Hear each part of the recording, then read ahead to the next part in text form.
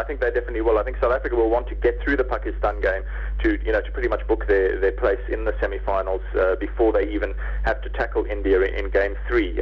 What we didn't want at this tournament was to potentially be in a situation of perhaps sort of play 2, 1-1, lost 1 ahead of the India game, which would increase the heat there. If South Africa can go into the final game back at the Oval against India next weekend, with 2 wins under their belt, then the pressure will be sort of largely off, and it does look at this stage as though India and South Africa remain the smartest money definitely to go into those semi-finals. But this Pakistan side, always unpredictable. I have to say it was a pretty wretched performance yesterday. The English press since that game have been absolutely roasting them for just not showing up in any department really. And there's a lot of sort of foment in Pakistani cricket at the moment. You've just had sort of greats like Yunus Khan and Misbah-ul Haq, who've really been the cornerstones of their batting, have now retired. And it's left them with a sort of a talented but extremely sort of fragile field. And as I say, even their basics, like their fielding and their field placing, just seem sort of painfully, sort of substandard against India. So Pakistan require an awful lot to be able to bounce back, even though we know that they can be an incredibly fickle side, sort of turn up one day and don't the next.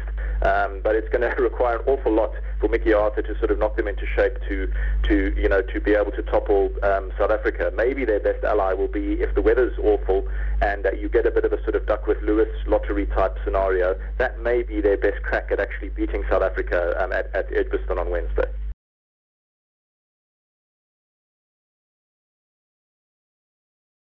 I think England obviously still a major threat. They absolutely thrashed Bangladesh in Game 1. We all thought there might be the scope for an upset when Bangladesh went 300 plus batting first against them in the opening game of the tournament, and then England went and absolutely walloped the runs for the loss of only 2 wickets and plenty of time to spare, which showed you how batting friendly the conditions can be when if the weather holds firm. But so England I think have made a pretty impressive statement at the start, obviously having entered the tournament buoyed by beating South Africa 2-1 anyway. So they remain sort of quite highly touted. Perhaps a lot of pressure on them actually from their media to do well and to produce the goods, considering the sort of the backdrop they've had entering the tournament. Australia now in a little bit of a sticky position because of course getting a no result against New Zealand, and perhaps they were a little bit lucky to even come off with that, under a little bit of pressure now to make sure that they win their Game 2, which is against Bangladesh, which of course they should do themselves. But there's just a little bit of pressure on them now, to do the business. New Zealand looked pretty up for it when they played against the Aussies, so you can't discount them either. That pool is shaping up as a potentially an interesting finish one now, primarily on the back of that no result, which has created a lot of sort of vagaries in that pool.